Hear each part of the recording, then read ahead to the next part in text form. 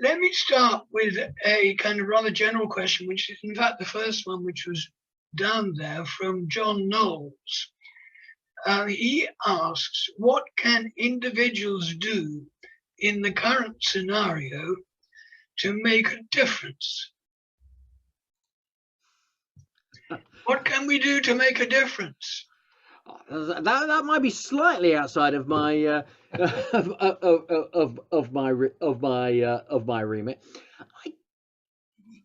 I think that for me, the one thing I keep coming back to more than anything else is the concept of simplicity versus complexity, and to say, look, to say about anything that the government's proposing, no, that's just kind of simplistic, because it normally almost always is.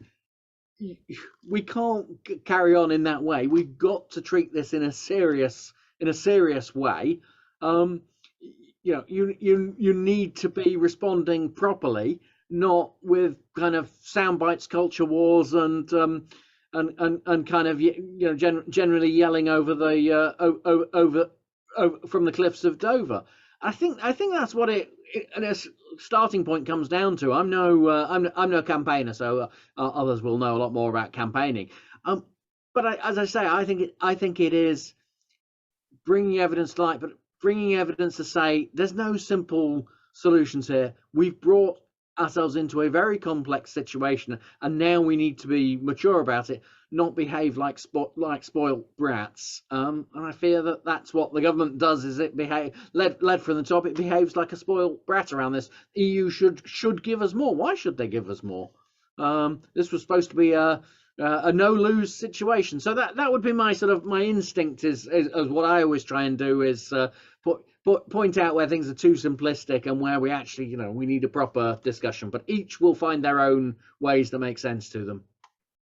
Well, as you in fact said in your talk, if only we could change the tone of the discussion from one where the government and its supporters in the media are simply trying to prove that they were right, to one where actually we're talking about evidence, we're listening to arguments, we're weighing things up.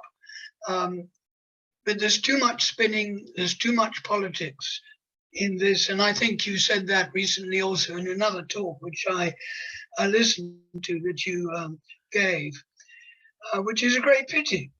And in fact, your conclusion then was that at the end of the day, it's companies and individuals that trade who will actually make a difference, who will actually find a way through.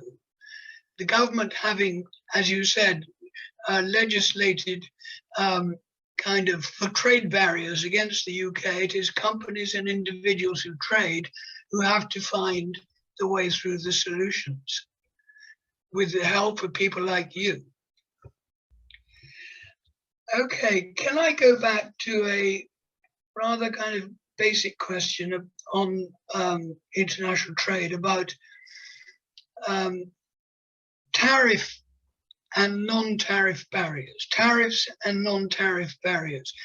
I think you said that fundamentally it is non-tariff barriers which are affecting our trade with the EU, and indeed affecting our trade with every other country. But tariffs count too. And could you tell us a little bit about where tariffs are important in our trade with the EU, and also what are the principal non-tariff barriers that we are now facing? Well, by and large, as I said, we don't pay high tariffs. So where tariffs become more of an issue is for example, small importers or indeed small exporters who need to prove that their product qualifies for zero tariffs and may find that difficult. And these are the rules of origin. And I heard recently from a retailer who was finding this difficult. By and large, tariffs are, there are high tariffs on, for example, meat products, but then large numbers of countries don't have to, their produce doesn't have to pay those because either they're developing countries, or we have trade agreements with them already, and various other things. So tariffs are not a big deal in a modern developed economy. They may be a bigger deal in an economy like India, which has kept a lot of them in place. Now, when it comes to non-tariff barriers, I'm afraid that there is the problem is almost that there is just too much of a plethora of them. That obviously we see the forms. We hear about the forms that people have to fill in and have stamped for each individual export. Typically, businesses complain about if they have to produce to different levels of regulations for one country as compared to another. Whether their products have to be tested more than once, whether they may be delayed en route. One of the biggest non-tariff barriers that is emerging between the UK and the EU is transport costs, and that is because companies that export now need to use a third party to export, and a lot of them are asking for pretty high prices to do so because of the difficulties you have to go through. So what I hear often in different places is the cost of exporting has gone up dramatically because of the intermediaries who are now involved, whereas previously anybody with a van could export to the EU. Now you need to go through a whole process involving potentially customs brokers and freight forwarders and or delivery companies who charge pretty high costs because of the potential issues that they are going to face. All right, Mark Johnston has made the perfectly reasonable point that maybe questions can ask their own questions. Well, I will ask a question now from Nicholas Stone, which is, what should we be looking for in the review of the TCA in 2026 as between the UK and the EU Commission? Nicholas is waving frantically on the on the screen. In my opinion, I'm afraid I'm not going to answer that with a very long answer. In my opinion, very little. Now, the trade people do disagree on this. There is a review clause that says it will review the implementation. In my opinion, that is not to be taken as a big review clause. That is more likely to say, right, are the administrative arrangements in place? It is not going to review all the content and go for a deeper free trade agreement at that point. It could be used as an opportunity if you wanted to, but typically with free trade agreements, that's not what happens. Occurs to me I should have a quick look through all the questions that people have raised as well, just in case there's any I see that I can quickly answer on my way through as well. But anyway, carry on. Okay, David, thank you very much indeed, and I enjoy following you on Twitter. I had high hopes for a review of the TCA in 2026. So I guess I'll take your answer at that. Sorry. Well, if there's a different government in, they can choose to use it in the way they choose to use it. But I think that would be more about a different government rather than that particular clause. A quick supplementary. How much importance should we attach to the consent vote in 2024 when the Northern Ireland Assembly looks at the protocol? How much importance should we be looking at that? I mean, the way it's written because it's sort of negative. It has to have a majority against. Very unlikely that would be the case. So again, for the Northern Ireland Protocol, it's not going to be a vote. It's not going to be that mechanism that brings it down. It will be the UK government. Thank you. Okay, there's a quick question here from Robert Charlton, who says that trade deals with Australia and New Zealand are wrong on so many levels, especially the carbon footprint. What do you think about that?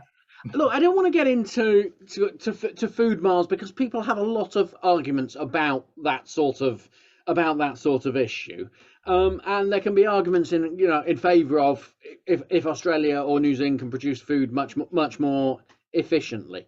Where I think there is an issue is that if produced in other countries don't have to follow the same level of rules as the UK, may even in the case of Australia potentially cause quite a lot of damage to their own environment, and then get tariff-free access to the UK market. That seems to me not to be entirely satisfactory, and that's something where I don't think the UK government got a particularly good deal. But yeah, I don't want to go into food miles. It's not my subject. Suffice to say that I know that people disagree on it. Certainly, I think the UK government should be reporting more fully on the implications. But in general, I'm happy with trade, so it's not going to be me who's going to be suggesting we should trade less. Okay, Jayanta Mandel has asked a quite complicated looking question, and I wonder if she could be unmuted. I can see it on my screen, yes. I mean, it's to do with economic modelling on the comparative economic performance of the EU and the UK and the consequences of the Ukraine war. And the answer is, I mean, the simple answer, sorry, Jandra, if you were coming on. There you are, I can see him now. Do you want to sort of say a bit more? Or? I was just wondering about, sorry, the Prince isn't going on in the background, I don't know if you can hear it. Yeah, I was just wondering, we've got COVID as a confounding factor in assessing, how well Brexit is impacting us compared to the European Union. People are, at the moment, when you do street presentations to people are still inclined to think that Brexit is not going to turn out as badly as we predicted because of the effects of COVID causing global problems. And the Ukraine war just seems to me to be another confounding factor that the war has only been taking place for about 2 months. So it might be too soon to assess what the impacts would be of higher energy costs. I'm just wondering whether actually we might not be as differently affected as the European Union, because when we buy oil and gas, that's priced at international prices rather than local prices. I wonder what your thoughts on that were. Look, it's we're getting into the realms of a highly complex thing, and look, there's an important broader point here, which is that everything I said about UK economic performance, UK trade, relating to the specifics of Brexit, could be advantages as well. Now, I'm not sure in terms of energy prices, an increasingly global market, we pay high energy prices anyway, so I'm not sure we are that protected. But in terms of the modelling, it's going to take some time, and this is why I haven't presented you with a lot of numbers today, is because I think it's still too soon. I think we can talk about the broad trends, but there will also be adjustments. There will be other factors coming into play. And so it is early to tell. For example, on regulation, whereas I don't think there's a great opportunity for the UK in finding our own unique way of regulating, perhaps the EU will ridiculously over-regulate on, for example, on corporate due diligence, put huge amounts of burdens on that make the UK more attractive. It's possible, and therefore, there are other factors. And what I want to give here is, look, there's a lot going wrong here, but it's not all completely doom and gloom. Okay, just going back to yesterday's conference, which you've tweeted extensively about, David, and the introductory speech presentation made by Adam Posen, American economist, but also a former member of the Monetary Policy Committee. He was talking, obviously, very much about the importance of gravity, and he reckoned that, and I'd like to get your reaction to this, he reckoned that Britain's situation now was that it wasn't really part of any great bloc, but its role should be that of a mediator between the USA and Europe, and that we should let gravity pull us back to an EFTA-like soft Brexit. Do you think that's realistic at all? Well, not right now. I don't think the EU would want, or any of the EA countries would want anything to do with us.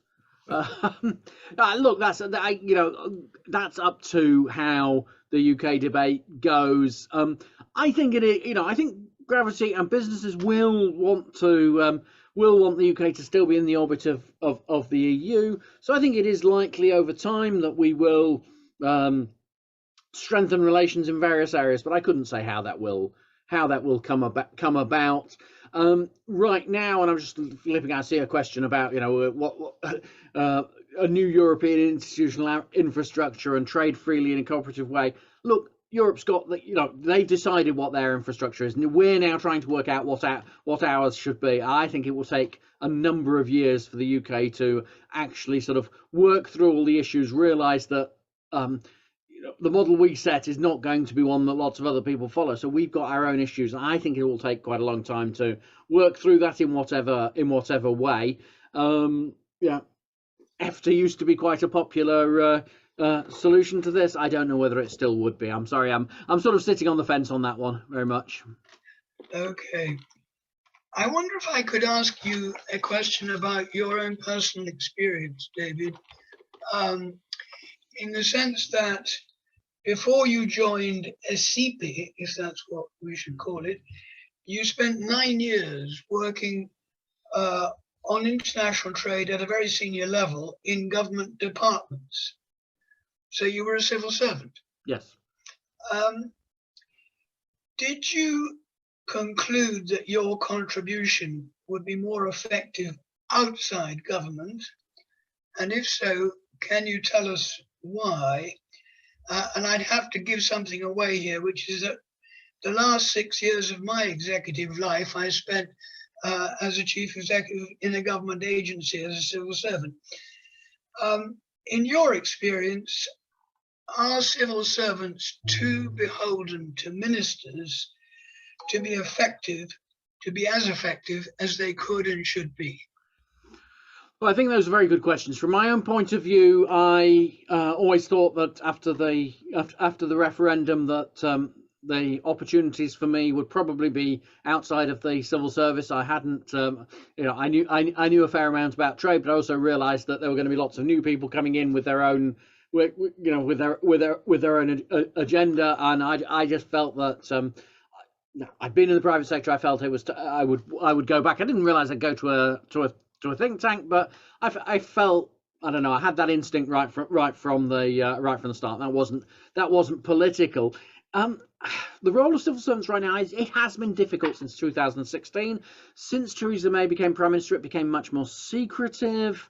It wasn't just about the Brexit battles. It was her instinct as a Prime Minister to be more secretive. I think that there are many officials who are doing the best they can in this, and they're trying to learn as best they can. I think it'll take us quite a bit longer to do that. I think it's not just as a whole and stakeholder community and the business community to understand how the UK's position is going to evolve. I think the same is the case for the civil servants as well. We've gone through a huge change, and I think that people working inside government are still trying to come to terms with it. I don't think they're getting much support from most of their ministers. That's not entirely true for all ministers. Some are particularly good, some are particularly bad, but I think there's a time issue here. It's just going to take time for all of this adjustment to happen. There's no reason though why our officials shouldn't be able to get to grips with all of this, but these are complex issues that will take time. Right. Phil Jones, would you like to ask your question about Steve Baker? No, ask for me, thank you, is what he's texted. The question was, what would you say to Wickham MP Steve Baker, who said in 2016, we will build a new European institutional architecture that enables all countries, whether in or out of the euro, to trade freely and cooperate in a friendly way? Right. I know, apologies, Peter. I'm going to have to sort of skip this and start skimming through a bit quickly because I do have to head off in a few minutes. Now, what would I say? Look, the European countries not terribly interested in this. Maybe they will be in the future, but they're not interested in that. We have to make our own decisions on this, and I think I keep coming back to this. It's on us. I'm really quite sort of bored of all these questions about, you know, all these blame around the EU or what they're going to do. It's on us. What are our decisions going to be? You never hear that from the government. We have to make our decisions. You know, and this will take time for us to do that. Okay, well, following on from that, can I ask a final question, which is, I'm not sure, are you an advisor to the UK Trade and Business Commission? Yes. Right. I've just been looking at their 2021-22 report, and a man who is called co-convener, i.e. Hilary Benn, one of the major recommendations was that meaningful engagement between government and business on effective policies to maintain the country's competitiveness will be the only method by which a global Britain agenda can be delivered. I imagine what he is basically saying is that there is not currently meaningful engagement, that the government is spouting its own lines and is not talking sufficiently to business. Is that your experience? Yes, I don't believe that. I don't believe the government is open to the kind of conversation. So we start to have this conversation here now about the complexities. I run through some of the complexities. All of you may or may not agree with everything I say. This is all entirely normal, and it is entirely the normal business of the public sector. But when was the last time we felt like that with this particular government? It just feels they don't want to have those kind of serious discussions, whether on a single subject or on multiple subjects. And there's a question. I was just sort of reading it, I was reading chat. I want to cover as much as I can. And somebody said, would the end of Boris mean a new relationship with the EU? Well, I hope that the next government, whether it's Conservative, Labour, whatever it happens to be, the new Prime Minister, would mean a new relationship with UK stakeholders and businesses, and away from all this kind of we're world leading, so we're world leading, so we don't need to discuss this because we're so world leading, to actually we do need to discuss all of this because these are the choices that are in front of us. So I'm quite confident in the 10 things that I said. These are the things that the UK is going through about trade. We're not going to fix it with regulation. Quite confident in all of that. As I say, how we now start to find a more serious debate, that's much harder. It goes to your first question. What can people do? Well, I really do think that under this Prime Minister, you're not going to get it. Under other Prime Ministers, and I'm not party political in that sense, it could be Conservative or Labour. I just think you would have a proper, a discussion of the sort that is all too rare at the moment. So I feel that that's where we come to on this, and we don't have that at the moment. And it's come at really just the wrong time. And it wasn't entirely this government. I say Theresa May was sort of institutionally secretive, and that really didn't help get off on the right foot on this at all. And it's just kind of gone downhill from there. So yes, I think there are things that we can do. It's not all doom and gloom, but the biggest thing we need is to move away from that kind of secrecy, simplicity, and boosterism, and towards kind of, I don't know, grown up conversation again. Well, just my wind up is going back to John Knowles' initial question, which was what can individuals do in the current scenario? And without putting words in your mouths, I think the answer is use your vote. Use all the means available. Mine is probably to talk a lot on social media and in these kind of conversations. Look, thank you. My apologies that when we originally set the date, I didn't have anything around, and then something came up. My apologies that I've had to cut this to an hour. But thank you for inviting me again.